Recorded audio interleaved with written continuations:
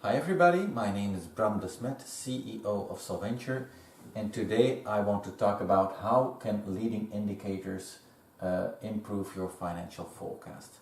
Well, let's first of all start with some observations. When I talk to companies, I see that CFOs really struggle to make an accurate forecast. So first of all, coming to an accurate forecast, an accurate financial forecast is problematic. I see CFOs who tell me, like, even in the middle of June, it's difficult for me to predict where we are going to land at the end of June. So companies really struggle.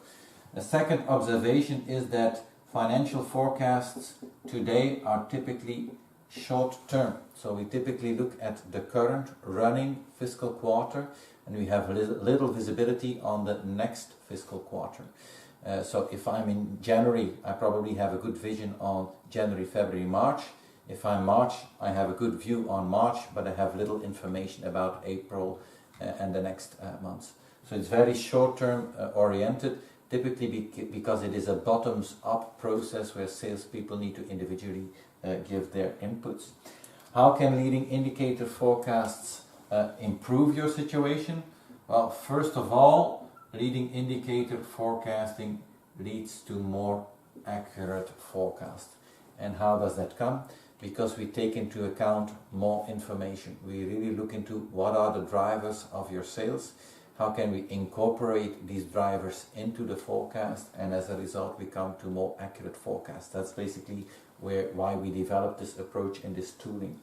Second, when you make this type of forecast, you not only get a forecast for the short term but also the mid to long term. So you get a forecast not only for the current quarter, but you easily get a forecast anywhere between the next 6 to 12 months, depending on how far these indicators are leading. So it also gives you a better view on the mid term.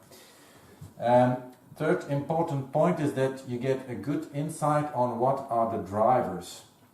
So even if you promised something to analysts and in the second half of the year you see that reality turns out to be different, as long as you can really explain what are the underlying drivers. You, for instance, say, I'm delivering into the construction, I see that construction housing permits are going down, so that is really what is driving the downward trend in my sales performance as a company. If you can better explain, it will help the trust relationship with the investors. And most probably all of these three indeed help to create trust towards the shareholders and the investors.